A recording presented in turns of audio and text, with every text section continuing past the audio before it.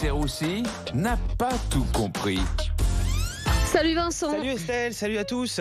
Aujourd'hui Vincent, vous ne comprenez pas, mais cela dit nous non plus, Bah oui, cette semaine de la courtoisie au volant. Bah oui, c'est la semaine de la courtoisie au volant. Je veux dire, c'est quand même assez ambitieux. C'est vrai. Bah, j'aurais commencé par la minute de courtoisie déjà. Après, ça concerne pas tous les conducteurs, évidemment. Thierry, par exemple, voilà, tellement gentil. Moi, je le vois absolument pas insulter quelqu'un au volant. Non. Bon, la pire insulte qu'il ait dit, c'est espèce d'Hanouna, va. Sinon, rien du tout. Non, j'ai fait pire. T'as fait pire, c'est vrai? Oui. Oh, je t'imagine pas, t'as l'air tellement gentil. Daniel, lui, c'est pareil, très calme au volant, parce qu'il a déjà passé 3 heures à insulter les chroniqueurs de l'after. Du coup, il est assez détendu quand il rentre chez lui. Il est assez serein.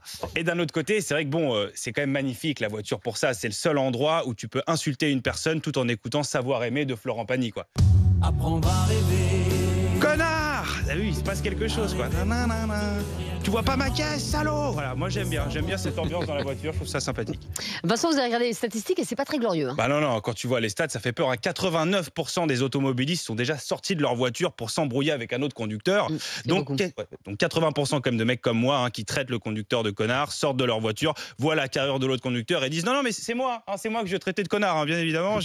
Voilà, vous m'êtes rentré dedans et défoncé mon pare-choc, mais je suis complètement fautif. Voilà, bonne journée. Alors sans surprise, c'est Paris et Marseille qui arrivent en tête du classement de ceux qui s'insultent le plus au volant.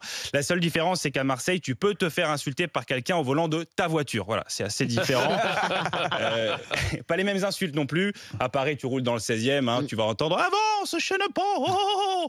Alors qu'à Marseille, tu vas entendre Va niquer ta mère, le connecté mort. Et la solidarité des automobilistes ?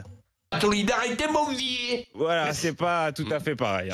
Et vous êtes d'accord avec ce classement, Vincent? Pas du tout, Estelle. En vrai, ce classement est complètement biaisé. Moi, je le dis pour mes amis marseillais. Comme je le disais, quand tu es en voiture à Marseille et que tu entends « Oh, connard », ça veut juste dire bonjour, quoi. Il faut le comprendre à un moment donné. Ce sont juste des différences culturelles, Estelle. J'ai regardé le code de la route marseillais. Les insultes font partie de l'apprentissage.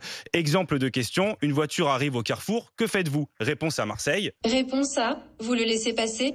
Réponse B, vous continuez à rouler. Réponse C, vous lui dites d'aller manger ses grands morts.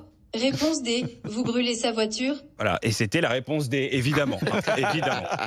Vincent, vous vouliez également revenir sur la reconversion d'Olivier Véran. Ah, Olivier Véran, ministre de la Santé pendant le Covid, qui a décidé de devenir médecin esthétique parce que, je cite, la médecine lui manque. Je crois qu'il a confondu médecin et nichon, mais bon, ça c'est une autre histoire. Alors non, médecin esthétique, attends. Bon, de base, il est neurologue, donc il doit passer les diplômes de chirurgie esthétique. Alors il a fait déjà quelques essais sur Rachida Dati, mais ça n'a pas fonctionné. Non, mais il a essayé. Il a essayé, ça n'a pas fonctionné. Bon, après, il a le droit d'avoir un nouveau métier, de changer de vie, non, tu vois. Mais bien sûr, Estelle. Enfin, t'imagines Olivier Véran, médecin esthétique. Il va greffer des passes sanitaires sur l'épaule de tout le monde. Ça va être sympa. T'as une patiente qui va arriver. Monsieur Véran, j'ai mes lèvres qui gonflent. Vous m'avez injecté quel botox? Ça, c'est du Pfizer. Voilà, si ça vous dit. J'ai de l'AstraZeneca aussi. Vos lèvres vont gonfler beaucoup plus vite. Alors, il espère obtenir 3 diplômes en 16 jours. Bon, ça, c'est la méthode Oudéa Castéra. T'évites Parcoursup comme son fils. 3 diplômes en 16 jours. Enfin, soit c'est un génie, soit il se fout carrément de notre gueule. Et j'avoue que je privilégie la deuxième hypothèse.